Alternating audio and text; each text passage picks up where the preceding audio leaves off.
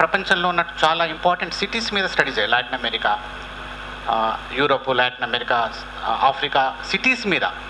అంటే globalisation కాంటెక్స్లో cities ఏ విధంగా develop అవుతున్నాయి, ఇటువంటి సిటీస్లో సర్వీస్ ప్రాబ్లం. అంటే సిటీ అంటే ఇన్ఫ్రాస్ట్రక్చర్ ఉండాలి, at the same time service delivery ఉండాలి. ఈ విధంగా చాలా యూనివర్సిటీస్లో రీసెర్చ్ జరుగుతుంది. అంటే ఇది ఒక హైదరాబాద్ ప్రాబ్లం కాదు, ఇది గ్లోబల్ ప్రాబ్లం. కనుక ఇటువంటి నగరం మనకు కావాలన్నా, సపోజ్ ఒక చిన్న మైండ్ గేమ్ అనుకోండి. సపోజ్ ఈ రకమైనటువంటి డెవలప్మెంట్ కాకుండా, ఓకే, హైదరాబాదే కాకుండా హైదరాబాద్ లాగా మిగతా సిటీస్ ఒకవేళ, మిగతా టౌన్స్ సిటీస్ ఒకవేళ డెవలప్ అయ్యి తెలంగాణ ఉద్యమం డిమాండ్ వచ్చింటే ఇంత వ్యతిరేకత వచ్చేదా? హైదరాబాద్తో పాటు వైజాగ్ను, ఎందుకంటే వైజాగ్ కూడా చాలా పాత సిటీ, అక్కడ ఒక యూనివర్సిటీ ఉంది, అదొక ఇంటలెక్చువల్ సెంటర్. తిరుపతి ఒక ఇంటలెక్చువల్ సెంటర్, ఆ విధంగా గుంటూరు ఒక ఇంటలెక్చువల్ సెంటర్. ఓకే, అంటే మనము ఎమోషనల్ ఓకే, ఎమోషనల్ అవుతాము. ఎమోషనల్ కాకుండా మనం అసలు విషయం ఏంది అనేది అర్థం చేసుకోవాలి, అంటే విశ్లేషించాలి కదా. ఓకే, ఇప్పుడు వరంగల్ ఉంది, అదొక దాదాపు 25-30 సంవత్సరాల నుండి యూనివర్సిటీ టౌన్. ఓకే, ఐటీ హైదరాబాద్లో ఎందుకండి, మిగతా సిటీస్లో కూడా డెవలప్ చేయొచ్చు కదా. ఆ విధంగా ఒకవేళ ఈవెన్ అర్బన్ డెవలప్మెంట్ ఒకవేళ ఉంటే that would have been more sustainable and also viable. ఆ విధంగా కాకుండా హైదరాబాద్ని డెవలప్ చేయండి. అంటే నేను చెప్పేది ఏంటంటే, కోస్తా ఆంధ్ర పొలిటికల్ ఎలీట్ ఎవరైతున్నారో, అదేవిధంగా కోస్తా ఆంధ్ర క్యాపిటలిస్టు కాంట్రాక్టర్ క్లాస్ ఏందో ఇది మారలేదు. ఓకే, దీని యొక్క రిఫ్లెక్షనే మనకు కోస్తా ఆంధ్రాలో ఈరోజు వచ్చిన ఉద్యమం.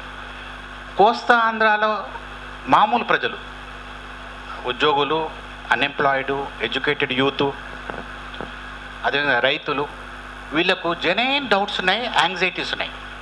తెలంగాణ ఎప్పుడైతే మా వాటర్ ప్రాబ్లం ఏంది, నేచురలీ అక్కడ ఉన్నటువంటి భూస్వామి చెప్తాడు అన్నట్టు రైతుకు, లేకపోతే కూలికి, అరే వాటర్ అంతా వాళ్ళే తీసేసుకుంటారు, మనకు ఏముండదు, ఇప్పుడు మీరంతా ఇప్పటికే మనకు కనబడుతుంది.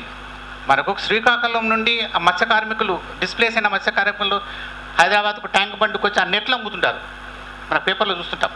అదేవిధంగా మనకు హైదరాబాద్లో జరిగే కన్స్ట్రక్షన్ వర్క్ అంతా ప్రకాశం జిల్లా ఏమంటారు మేస్త్రీలు అండ్ లేబరర్స్. అంటే వాస్తవంగా వ్యవసాయం మంచిగా ఉంటే అక్కడ వ్యవసాయం చేస్తూ ఉండాల్సినటువంటి వాళ్ళు, అండ్ ఇన్వేరియబుల్లీ దాదాపు 80-90% దళితులే.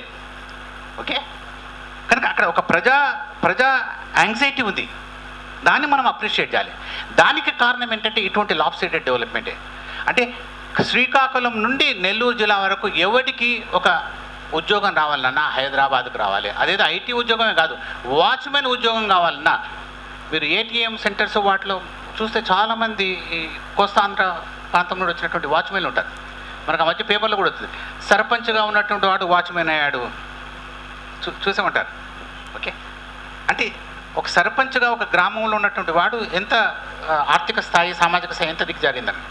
అంటే చెప్పదలుచుకునేది అంటే ఈ రకమైనటువంటి ఆర్థిక సామాజిక అభివృద్ధి క్రమం కారణంగానే, సరళీకృత ఆర్థిక విధానాల కారణంగానే ఇక్కడ తెలంగాణ కొల్లగొట్టబడింది, అదేవిధంగా కోస్తా ఆంధ్ర కొల్లగొట్టిపోయింది. అది ఇటువంటి అన్ఈవన్ అర్బన్ డెవలప్మెంట్ అనేటువంటిది మనకు చాలా తీవ్రంగా ఉంటుంది. మూడవది డిస్ప్లేస్మెంట్. ముఖ్యంగా రాజశేఖర రెడ్డి వచ్చిన తర్వాత ఎంత భూమి అక్వైర్మెంట్. ఇప్పుడు ఇంతకుముందు మిత్రుడు అన్నది హైదరాబాద్లో చేసిన పని డెవలప్మెంట్ ఏం చేసిన, ల్యాండ్ అక్వైర్ చేశారు, ల్యాండ్ అక్విజిషన్. ఓకే, అది నయానా భయానా రకరకాల పద్ధతిలో.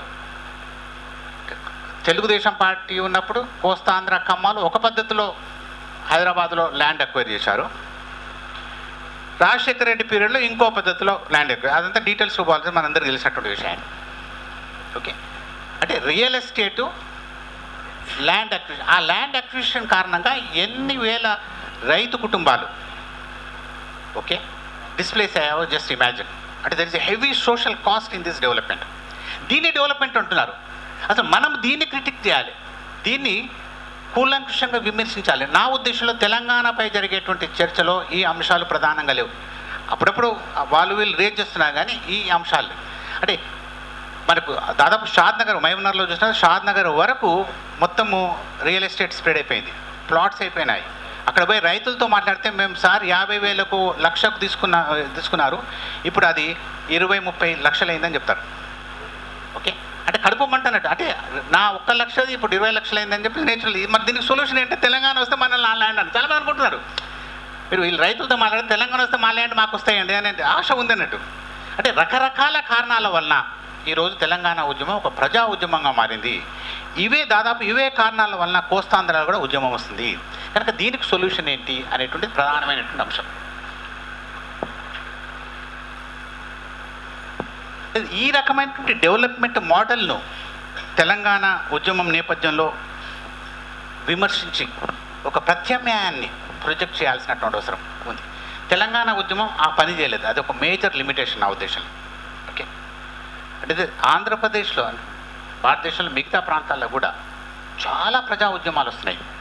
ఈ ఉద్యమాలకు గత 10 సంవత్సరాలకు వచ్చేటువంటి ఈ ఉద్యమాలకు పొలిటికల్ పార్టీకి సంబంధమే లేదు. ఇది చాలా important change. Political parties including communist parties కూడా వీటికి సంబంధం లేదు.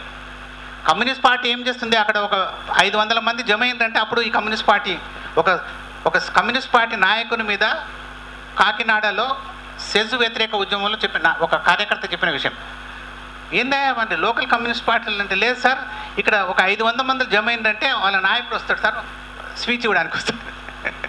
అంటే ప్రజలను సమీకరించడం చేయడం లేదు కమ్యూనిస్ట్ పార్టీస్. అంటే ప్రజా ఉద్యమాలు, ప్రజా వ్యతిరేక విధానాలకు వ్యతిరేకంగా ప్రజా ఉద్యమాలు నిర్మించాల్సినటువంటి చారిత్రక బాధ్యత ఉంది.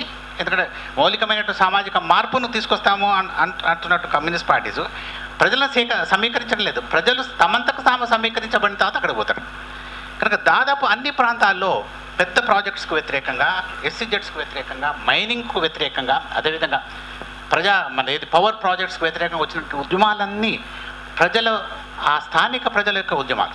బహుశా ఎన్జిఓస్ ఇన్వాల్వ్ అయితే కొంతమేరకు ఈ ప్రజా సంఘాలు, సివిల్ రైట్స్ ఆర్గనైజేషన్స్ ఇన్వాల్వ్ అయినాయి. కానీ అచ్చంగా స్థానిక ప్రజల ఉద్యమాలే. పొలిటికల్ పార్టీస్ ఎన్నికల్లో ఈ ఉద్యమాల వల్ల మాకు థ్రెట్ వస్తుందంటే అక్కడ సింపతి చెప్తాయి. అంతేగాని ఇన్ ప్రిన్సిపల్డ్ ఆంధ్రప్రదేశ్లో ఏ పొలిటికల్ పార్టీకి ఇన్ ప్రిన్సిపల్ స్టాండ్ లేదు ఈ పాలసీస్ వల్ల. పాలసీల ఎడల సెజ్ పాలసీ కానీ, మైనింగ్ పాలసీ కానీ, వీటి ఎడల ఎటువంటి ప్రిన్సిపల్డ్ పొలిటికల్ పాలసీ స్టాండ్స్ లేదు. ఇది పెద్ద వ్యాక్యూమ్. ఈ నేపథ్యంలో మనం తెలంగాణ గురించి ఒక సామాజిక దృక్పథం నుండి ఆలోచన చేయాలి. అంటే ఒకవేళ తెలంగాణ అటువంటిది మౌలికంగా డిఫరెంట్ రాష్ట్రంను కోరుకున్నట్లయితే, ప్రజల ఆకాంక్షలను ప్రతిబింబించేటువంటి రాష్ట్రము తెలంగాణ రాష్ట్రం అనుకుంటే ఈ అన్ని సమస్యలను ఆర్టికులేట్ చేయాల్సినటువంటి అవసరం ఉంది. అంటే మిడిల్ క్లాస్లో ఉన్నటువంటి యాంగ్జైటీ, అన్ఎంప్లాయిడ్లో ఉన్నటువంటి యాంగ్జైటీస్ చంద్రబాబు నాయుడు పీరియడ్లో దాదాపు ఆంధ్రప్రదేశ్లో నేను అనుకుంటా ప్రతి సంవత్సరం 1,00,000 మంది ఇంజనీరింగ్ గ్రాడ్యుయేట్స్ ప్రొడ్యూస్ అవుతున్నారు. చాలా ప్రాంతాల్లో బీఎస్సీ ప్రోగ్రామ్ క్లోజ్ చేసేసారు. తెలంగాణ మాట, ఆంధ్రాలో అయితే ఇంకా చాలా స్పీడ్గా జరిపోయింది. చాలా ప్రాంతాల్లో కాలేజెస్లో బీఎస్సీ ప్రోగ్రామ్ లేదు. బీఏ అవైతే చంద్రబాబు నాయుడే క్లోజ్ చేయమన్నాడు. బీఏ చదివి ఏం చేస్తారా మీరు? ఒకసారి నేను కాకతీయ యూనివర్సిటీ పోయాను. హిస్టరీ డిపార్ట్మెంట్లో మిత్రుడు ఉంటే పైకి పోయే వరకు అక్కడ డిపార్ట్మెంట్ ఆఫ్ హిస్టరీ అని ఉండేది. నేను 5 సంవత్సరాలు కాకతీయ యూనివర్సిటీలో పనిచేశాను లెక్చరర్గా. పోయి చూసే వరకు డిపార్ట్మెంట్ ఆఫ్ హిస్టరీతో పాటు టూరిజం అని ఉంది. నేనని ఇదేంది అని తర్వాత ఆయన హెడ్, నా ఫ్రెండ్, ఆయన అడిగితే లేదు చంద్రబాబు నాయుడు ఒక 10 లక్షలు ఇస్తాడు కనుక టూరిజం అని మార్చాను. నేను ఏందా హిస్టరీ ఎంత గొప్ప డిసిప్లిన్. ఒక సెకండు మనకు చరిత్ర మర్చిపోతే మనం ఏం లేదు, జ్ఞాపకశక్తి లేని మనుషులం అయిపోతాం. నేను ఎక్కడి నుండి వచ్చిందో విషయం మర్చిపోతే నేను ఎక్కడ పోవాలి ఇక్కడే తిరుగుతుంటాడు పిచ్చోన్లాగా కదా. అంటే హిస్టరీ ఈజ్ మెమొరీ కదా. అంటే మెమొరీని చంద్రబాబు నాయుడు చాలా సక్సెస్ఫుల్గా టూరిజంకి కన్వర్ట్ చేశాడు. అంటే అక్కడ ఎంఏ చేసిన పిల్లలందరూ టూరిస్ట్ గైడ్లు అవుతారు అన్నట్టు. అంటే నేను తిట్టాను అన్నారు, బుద్ధి ఉందా మీకు? 10 లక్షలు వాడు ఇస్తారని చెప్పేస్తే మీరు మొత్తం డిపార్ట్మెంట్ ఫోకస్ మార్చేస్తారు, ఎందుకు సిలబస్లో మార్చేసేసారు. అంటే చంద్రబాబు నాయుడుకు ఉన్నటువంటి దృక్పథం ఏంటి? Social sciences waste. అంటే ఒక రాజ్యము అధికారంలో ఉన్నటువంటి ఒక పొలిటికల్ పార్టీ, ఒక నాయకుడు పాలసీలు నిర్ణయించేది వాళ్ళే కదా, ఎడ్యుకేషన్ పాలసీస్ నిర్ణయించేది వాళ్ళే. అటువంటి వాళ్ళకే ఈ రకమైన అభిప్రాయం ఉంది. ఇప్పుడు 1,00,000 మంది ఎవ్రీ ఇయర్ ప్రొడ్యూస్ అవుతారు. ఇప్పుడు చాలా కాలేజెస్ క్లోజ్ అయిపోయినాయి. ఓకే, చంద్రబాబు నాయుడు ఐటీ వల్లనే మన రాష్ట్రానికి అన్నాడు, నాలెడ్జ్ ఎకానమీ వల్లనే రాష్ట్రం ముందుకు పోతుంది. అంటే మనం ఫస్ట్ ఆపర్చునిటీ, ఇండస్ట్రియలైజేషన్ ఆపర్చునిటీ కోల్పోయాము. జస్ట్ రిమెంబర్, ఇండస్ట్రియలైజేషన్ ఆపర్చునిటీ కోల్పోయాము. Second industrialisation is IT, knowledge economy. కనుక నాలెడ్జ్ ఎకానమీ చేయాలి. ఆసోచామ్ అనేటువంటి ASSOCHAM CII confederation of Indian చేసిన స్టడీస్లో భారతదేశంలో ప్రొడ్యూస్ అయ్యేటువంటి ఇంజనీర్లు దాదాపు 70% మంది అన్ఎంప్లాయబుల్, వీళ్ళకి ఉద్యోగాలు ఇవ్వవు. అసలు వాస్తవంగా ఐఐటీస్ లాంటి సంస్థలలోనే కోట్ల రూపాయలు ఖర్చు పెట్టి నిర్మించినటువంటి మెయింటైన్ చేసేటువంటి ఐఐటీస్లోనే ప్రాపర్గా టీచ్ చేయడానికి టీచర్లు దొరకడం లేదు. ఎందుకంటే బయట పిల్లలు బదలడానికి వాళ్ళే చదువుకుంటారు. ఇది ఇక్కడనే కాదు, అమెరికాలో చాలా యూనివర్సిటీస్లో ఫుల్ టైం టీచర్స్ లేరు. ఓకే, ఏంది అంటే ఇండస్ట్రీలో పనిచేసే వాళ్ళు వచ్చి పోస్టల్ కోచింగ్ అన్నట్టు వీడియో కోచింగ్ ఇస్తారు. మీకు తెలుసో లేదు, కొన్ని యూనివర్సిటీస్లోనే. కనుక యూనివర్సిటీస్లో రీసెర్చ్ కూడా జరగలేదు. I'm talking about sciences, I'm talking about engineering. అది వెస్ట్లో, అమెరికా లాంటి డెవలప్డ్ కంట్రీలో ఆ పరిస్థితి ఉంటే ఇండియాలో కూడా అదే పరిస్థితి. అటువంటిది నువ్వేదో భువనగిరిలో ఒక ఇంజనీరింగ్ కాలేజ్ పెడితే చదువు రావాల్సినటువంటి వాడు ఏం చేస్తాడు? ఎక్కడ ఉద్యోగం రానటువంటి వాడు బీటెక్ చేసిన వాడు మళ్ళీ బీటెక్ పిల్లలకు చదువు చెప్తున్నాడు. అంటే ఇది డెవలప్మెంట్. ఇదంతా ఎందుకు చెప్తున్నా అంటే చంద్రబాబు నాయుడు ఇది డెవలప్మెంటు. కనుక ఐటీ సెక్టర్లో మనం బాగా ముందుకు పోతే మొత్తం ప్రపంచంలోనే మనం బ్రహ్మాండమైనటువంటి రాష్ట్రంగా, దేశంగా ఎదగొచ్చు అనేటువంటిది. ఆ మోడల్ ఫెయిల్ అయింది. 2004లో చంద్రబాబు నాయుడు టీడీపీ కొలాప్స్ కావడానికి కూడా ఇది కూడా అంటే విపరీతమైన ఫ్రస్ట్రేషన్. ఇచ్చిన ప్రొజెక్షన్కు వాస్తవ పరిస్థితికి సంబంధం లేదు. కనుక ఒక ప్రత్యామ్నాయమైనటువంటి ఆలోచన, ప్రత్యామ్నాయమైన విజన్, పర్స్పెక్టివ్ అవసరం ఉంది. ఆ పర్స్పెక్టివ్ అందరం కలెక్టివ్గా ఆలోచించాలి. ఆ పర్స్పెక్టివ్ ఎక్కడి నుండి వస్తుంది అంటే ప్రజా ఉద్యమాల నుండి వస్తుంది. గ్రాస్ రూట్ లెవెల్లో వివిధ ప్రాంతాల్లో జరుగుతుంటే వెరీ రిచ్ మూమెంట్స్. ఆ కార్యకర్తలతో మాట్లాడితే అసలు యూనివర్సిటీలో ఐడియాస్ ప్రొడ్యూస్ కావడం లేదు, ఈ కార్యకర్తలు వీళ్ళ ఉద్యమాల నుండే ప్రొడ్యూస్ అవుతుంది, చాలా స్పష్టంగా తెలుస్తుంది. కనుక ఈ ఉద్యమాల నుండి నేర్చుకుని ఒక సామాజికమైనటువంటి తెలంగాణను ఈ తెలంగాణనే అక్కడ కోస్తాంధ్రాలో, రాయలసీమలో వాళ్ళు తమ సమాజం గురించి ఆలోచన చేయడానికి కొరకు ఓకే ఒక రిసోర్స్ అవుతుంది. అంటే మార్క్స్ అంటాడు కదా, workers not only liberate themselves, they also liberate the bourgeoisie capitalist అన్నట్టుగా తెలంగాణ వాళ్ళ మీద డబుల్ బర్డన్ ఉంది, చారిత్రక బర్డన్. తాము స్వేచ్ఛాయుతులుగా చేసుకోవడం కాకుండా కోస్తాంధ్ర వాళ్ళని కూడా స్వేచ్ఛాయుతులుగా చేసుకోవాలి. ఇప్పుడున్న పరిస్థితులు మాత్రం కోస్తాంధ్ర వాళ్ళు కూడా చంద్రబాబు నాయుడు గారు లాగానే ఆలోచన చేస్తున్నారు. అంటే ఓకే, ఇంకా మీరు తెలంగాణ ఇచ్చేస్తే, హైదరాబాద్ ఇచ్చేస్తే మాకు 5 లక్షల కోట్లు ఇవ్వండి. మళ్ళీ 5 లక్షల కోట్లతో నిర్మించినటువంటి నగరం కొత్త రకమైన కాంట్రడిక్షన్స్, కొత్త రకమైన అన్ఈవెన్ డెవలప్మెంట్ సృష్టిస్తుంది. అంటే 1960-70లో పాలకులుకున్నటువంటి విజన్ కూడా, ఇప్పుడు ఉదాహరణకు జలగం వెంగళరావు ఉన్నప్పుడు ఒక స్టడీ జరిగింది. నేను ఒక స్టడీ చేశాను. ఇది జలగం వెంగళరావు పీరియడ్లోనే ఆంధ్రప్రదేశ్లో బ్రహ్మాండమైనటువంటి పారిశ్రామీకరణ జరిగింది. అప్పుడు ఏపీఐఏసీ లేదు, ఏపీ డీసీ ఉంది. Andhra Pradesh APIDC, Andhra Pradesh industrial development corporation ఉండేది. వాళ్ళు ఏం చేశారు, యూనివర్సిటీస్తో అనుసంధానమై ప్రతి జిల్లాలో ఏమేమి వనరులు ఉన్నాయి, ఏ పరిశ్రమలను నెలకొల్పొచ్చు, ఎటువంటి ఇన్సెంటివ్స్ వస్తే పారిశ్రామికవేత్తలు వస్తారు అని దాదాపు ప్రతి జిల్లాలో మనకు ఆంధ్రప్రదేశ్లో ఇండస్ట్రియల్ ఎస్టేట్స్ ఉన్నాయి. ఓకే, చాలా బ్యాక్వర్డ్ అయిన మహబూబ్నగర్లో కూడా ఉంది. అటు నుండి పోయి ఈరోజు ఏ పరిస్థితుల్లో వచ్చినాము చంద్రబాబు నాయుడు చేయబట్టి అంటే అన్ని పరిశ్రమలు హైదరాబాద్లోనే పెట్టండి. ఇది కనుక ఈ రకమైనటువంటి డెవలప్మెంటల్ మోడల్ ఉన్నట్లయితే ఓకే, అంటే పారిశ్రామిక అభివృద్ధి కేంద్రీకరణ, సెంట్రలైజేషన్ ఆఫ్ డెవలప్మెంట్ ఒకటి. రెండవది ప్రజా జీవితంతో సంబంధం లేని ప్రజా జీవితాన్ని, సామూహిక జీవితాన్ని కొల్లగొట్టేటువంటి పరిశ్రమలు పెట్టడం. అది ఎస్సీజెడ్సీ కానివ్వండి, పవర్ ప్రాజెక్ట్స్ కానీ పెట్టినట్లయితే తెలంగాణ వచ్చినా లేకుంటే ప్రత్యేక ఆంధ్ర వచ్చినా ఇదే రకమైనటువంటి జీవితం కంటిన్యూ అవుతుంది, ఇంకా కొల్లగొట్టబడుతుంది, ప్రజలు ఇంకా పెద్ద ఎత్తున నిరాశ్రులు అవుతారు. ఓకే, మనకు తెలుసు పాలమూరు లాంటి జిల్లా నుండి రైతులు కూలీలుగా దేశంలో ఎన్నెన్ని ప్రాంతాలకు పోయారు. కరీంనగర్ లాంటి జిల్లాల నుండి గల్ఫ్కు పెద్ద ఎత్తున పోతున్నారు. వాళ్ళ జీవితం ఏంటి, వాళ్ళ పరిస్థితులు ఏంటి అక్కడ. ఒక గ్రామం నుండి వచ్చి హైదరాబాద్ లాంటి పట్టణంలో ఉన్నటువంటి ఒక నిరాశ్రయుడైనటువంటి రైతు కానీ లేకుంటే ఒక కూలీ యొక్క పరిస్థితి ఏంటి. ఓకే, బాంబే యూనివర్సిటీలో ఉండేటువంటి కాంట్రాక్ట్ వాచ్మెన్కు ఎంత శాలరీ ఇస్తారు తెలుసా? యూనివర్సిటీ వాచ్మెన్, కాంట్రాక్ట్ వాచ్మెన్ 2000 రూపాయలు. నేను అడిగాను 2000 రూపాయలతో బాంబే నగరంలో ఎట్లా ఉంటావు అంటే, పక్కనే నాలా ఉందండి మురికిన కాలువ, దాని మీద టెంట్ వేసుకొని దాంట్లో ఉంటున్నాను అని చెప్తున్నాడు వాచ్మెన్. ఇది బాంబే సిటీలో మన ఇంట్లో నుండి బయటకు వస్తే 2000 ఖర్చు అయిపోతాయి మామూలుగా తిరగడానికి. అది పరిస్థితి. అంటే ఈ రకమైనటువంటి డెవలప్మెంట్ మనం కోరుకుంటున్నాం. అంటే మౌలికమైనటువంటి ప్రశ్న ఈరోజు తెలంగాణ ఉద్యమం ముందు, అదేవిధంగా కోస్తాంధ్ర వచ్చేటువంటి ఉద్యమం ఎడగా కూడా వేయాలంట.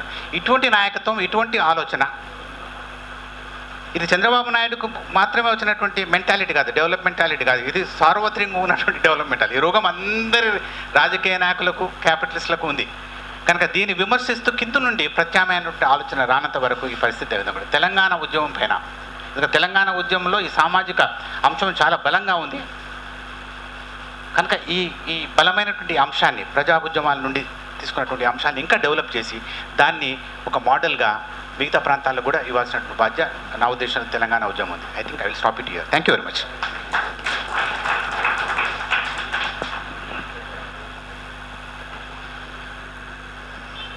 రాష్ట్రాల ఏర్పాటు రాజకీయ ఉద్యమే కాదు, సామాజిక ఆర్థిక కోణం కూడా చూడాల్సిన అవసరం ఉంది. అసలు ఈ ఉద్యమాలు కూడా అమూలాల నుంచి వచ్చినాయని తన మేధోపరమైనటువంటి విశ్లేషణ ద్వారా శ్రీనివాస్ గారు మనకి ఒక అవగాహన అందించడం జరిగింది. ఈ అవగాహన పునాదిగా పునర్నిర్మాణం 3 ప్రాంతాల్లో కూడా చేసుకోవాల్సిన అవసరం ఉంది. తర్వాత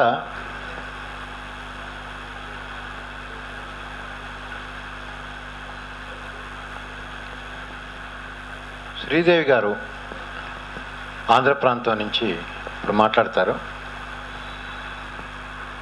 ఆవిడ మాట్లాడిన తర్వాత రాయలసీమ మిత్రులు కూడా మాట్లాడతారు. మధ్యలో శ్రీనివాస్ గారు చెప్పిన దాన్ని మన నంద్యాలలో జరిగిన ఒక సమావేశంలో ఈ డెవలప్మెంట్ గురించి వాళ్ళు ఒక చక్కటి ఉదాహరణ చెప్పారు. కోస్తా మోడల్ ఏమో ప్రాజెక్టులు కట్టి వ్యవసాయాన్ని అభివృద్ధి చేసే మోడల్గా కనిపిస్తుంది.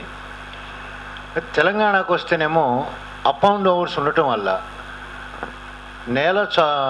నేలబారు చదునుగా ఉండి ఉన్న కోస్తా ప్రాంతాల్లో ఉండే ఇరిగేషన్ ప్రాజెక్ట్స్, కాలువల ద్వారా పొలాలకు వెళ్ళే నీళ్లు ఇక్కడేం లిఫ్ట్ ఇరిగేషన్ అవసరం అవటం, కరెంట్ అవసరం అవటం అనేది భిన్నంగా ఉంది. అలాగే రాయలసీమ వాళ్ళు ఏమన్నారంటే, మాకు తెలంగాణ స్వభావం కలిగిన అప్ అండ్ డౌన్స్ ఉన్నాయి, రాయలసీమ నుంచి పారేటటువంటి నదులే లేవు, నీటి సమస్య వస్తుంది కనుక కోస్తా వాళ్ళు చెప్పినటువంటి ప్రాజెక్టులు, వ్యవసాయం అనే డెవలప్మెంట్ మోడల్ మాకు వర్తించదు కనుక అదే ప్రాజెక్టులు మీరు ఎవరన్నా నీళ్ళు ఇచ్చి మాకు కట్టి పెట్టండి అని మా వాళ్ళు మాట్లాడుతుంటారు. అసలు ఆ మోడల్ మాకు మోడల్ కాదన్నారు వాళ్ళు. ఒకటి. రెండోది, చంద్రబాబు డెవలప్ చేసిన హైదరాబాద్ అంటున్నాం కానీ ఇది సైబరాబాదు. ఈ సైబరాబాద్ మోడల్ ఉందే, ఈ మోడల్ కూడా మాకు మోడల్ కాదు. రాయలసీమ భూగర్భంలో బంగారం ఉంది, ఖనిజాలు ఉన్నాయి, వాటిని వెలికి తీసి ఇప్పుడు దుబాయ్ లాంటి చోట్ల ఒక గజం భూమి తవ్వితే ఒక పీపా పెట్రోల్ వస్తుంది అనుకుందాం. వాళ్ళు బట్టలు కొనుక్కొని ఒకసారి వేసుకొని మళ్ళీ ఉత్తకుండా అవతల పడేస్తారంట. వాళ్ళకి నీళ్లు దొరకవు, దొరికేది పెట్రోలే. అందుకని ఒక డెవలప్మెంట్ అండి, చాకిరేవు పెట్టి నీళ్లతో బట్టలు ఉతకడం అనేది లేనే లేదు. అందుకని యూజ్ అండ్ త్రో రూపంలో పడేస్తారట. అది పెట్రోల్ డెవలప్మెంట్కి ఆధారం అవుతుంది.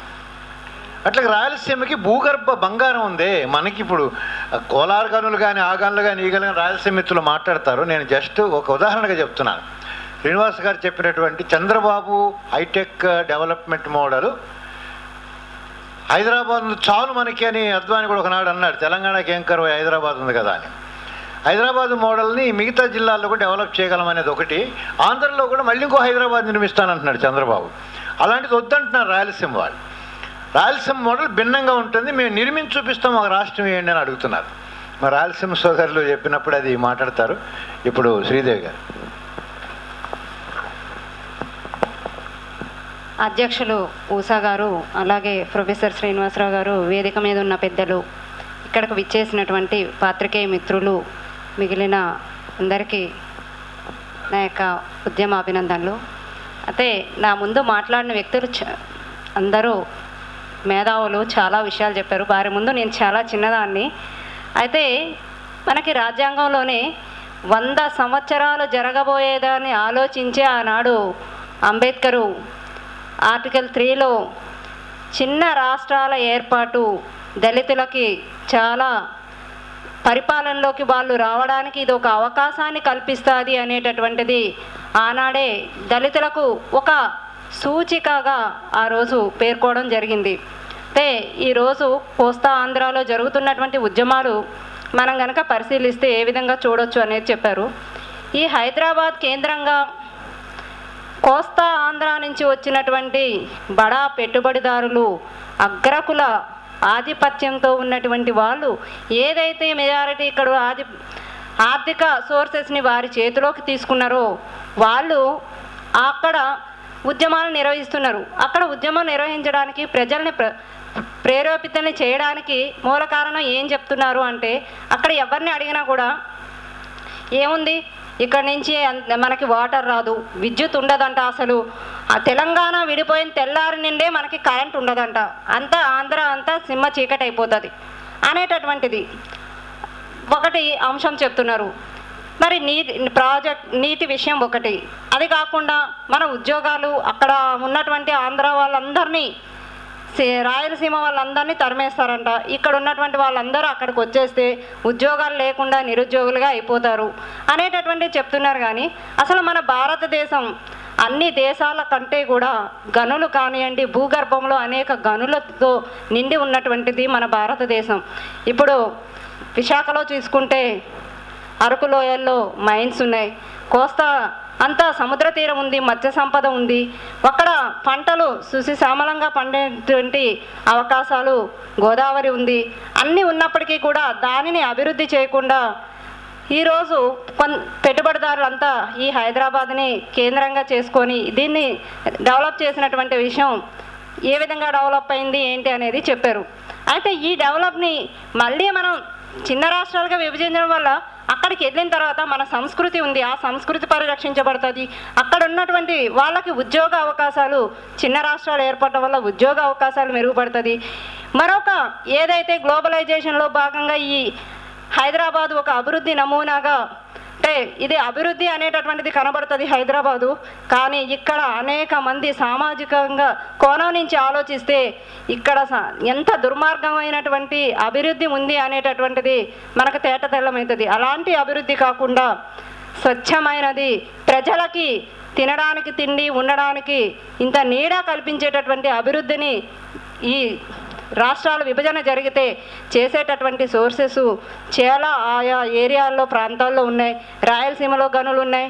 అలాగే నెల్లూరు జిల్లాలో చూస్తే అక్కడ కాపర్ దొరుకుతుంది, గూడూరు ఏరియాలో, ఇంకా ఫారెస్ట్ ఏరియాకి వెళ్తే అక్కడ ఎర్రచందనం ఉంది, అనేక సోర్సెస్ ఉన్నాయి. ఈరోజు అక్కడ ఉన్నటువంటి విద్యావంతులు కానివ్వండి, లేతే మేధావులు కానివ్వండి, అసలు ఈ ఉద్యమాలని చేస్తున్నటువంటి వాళ్ళు ప్రజలకి తెలియజేయాల్సినటువంటి అవసరం ఉంది. మనం విడిపోతే ఎట్లా దీన్ని డెవలప్ చేసుకోవచ్చు అనేటటువంటి నమూనాను కనుక ఈరోజు మనం చూపించగలిగితే ప్రజలు ఆ ఉద్యమాలకి అంత ఎక్కువగా ఆకర్షితులు కారు.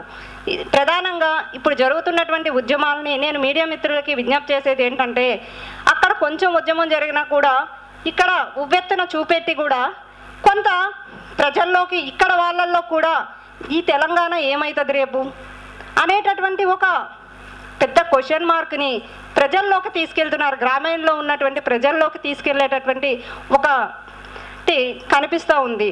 కాబట్టి దానిని కాకుండా ఇట్లాంటి చర్చా వేదికలు మరింత జరగాలి. ఇంకా దీన్ని తీసుకొని వెళ్ళినప్పుడు మాత్రమే ఇక్కడ ప్రజలకు అవనియండి, అక్కడ ప్రజల్లో కూడా మనం కింద వర్గాల వాళ్ళకి అసలు ఏం న్యాయం చేయగలుగుతాము అనేటటువంటి తీసుకెళ్ళాలి. అయితే ఇప్పుడు ఈ ఆంధ్రాతో ఉన్న హైదరాబాద్తో కూడిన తెలంగాణ వస్తుందా, లేకపోతే ఈ హైదరాబాద్ను కేంద్రపాలిత ప్రాంతంగా చేసి మొత్తం కొంతమంది పెట్టుబడిదారీ వర్గాలు వాటి యొక్క పబ్బం గడుపుకోవడానికి చూస్తున్నాయే తప్ప ప్రజల యొక్క ఆర్థిక, రాజకీయ, సామాజిక కోణాల నుంచి వారి యొక్క అభివృద్ధిని ఆకాంక్షించట్లేదు. కాబట్టి మనం అందరం ఆలోచించాల్సిన విషయం ఏంటంటే, ప్రజల యొక్క సామాజిక కోణంతో చూసి వాళ్ళ యొక్క అభివృద్ధికి ఎటువంటి నమూనా అయితే అవసరమవుతుందో అటువంటి నమూనాని మేధావి వర్గం రూపొందించి ఇది అసలైన అభివృద్ధి నమూనా అనేటటువంటిది చూపించినప్పుడు మాత్రమే మనం ప్రాంతాల వారీగా విభజింపబడిన మనం దీన్ని డెవలప్ తీసుకెళ్ళగలుగుతాం. ప్రజలు కోరుకునేటటువంటిది మనం రూపకల్పన చేయగలుగుతాం, లేదా అంబేద్కర్ కలలు కన్నటువంటి సామాజిక న్యాయాన్ని వాళ్ళకి అందజేయగలుగుతాం. కాబట్టి ఆ దిశగా మేధావులందరూ చేయాలనేటటువంటిది నేను ఈ వేదిక ద్వారా విజ్ఞప్తి చేస్తున్నాను. ఈ అవకాశం ఇచ్చిన వారందరికీ ధన్యవాదాలు. సమైక్యాంధ్రలో సమగ్ర అభివృద్ధి జరగలేదు అని రాయలసీమ, ఉత్తరాంధ్ర చాటి చెప్తున్నాయి. మళ్ళీ చంద్రబాబు హైదరాబాద్లో డెవలప్ చేసిన సిటీ లాంటిది ఆంధ్రలో కూడా ఎక్కడో మంగళగిరిలో కడితే మళ్ళీ మనకు మంగళమే అని చెప్పి అనిపిస్తుంది. కనుక వివిధ ఆంధ్రలో వికేంద్రీకృత అభివృద్ధి అవసరమని అంబేద్కర్ చెప్పే నినాదాన్ని అక్కడ ప్రజల్లోకి తీసుకెళ్లడం ద్వారా ఈ బూటకపు ఉద్యమాల్లోకి అభద్రతతో ప్రజలు ఇన్వాల్వ్ కాకుండా ఉంటారు. కనుక పక్కదారి పడుతున్న ప్రజల్ని ఒక సరైన దారికి తీసుకెళ్ళటానికి ఈ మోడల్ని, ఒక ప్రత్యామ్నాయాన్ని ఆలోచించడం మంచిదని సోదరి సూటిగా చెప్పింది. ఆంధ్రలో మేము అదే ప్రచారం చేస్తూ ఉన్నాము. అట్లా ఇక్కడ ఇంకొక పాయింట్, మరి నేను ఇంతకుముందు కోఆర్డినేటర్గా మాట్లాడాను, కానీ ఇప్పుడు ఆంధ్ర వాడినిగా కూడా ఒక మాట చెప్పాలి. గుంటూరు జిల్లా నుంచి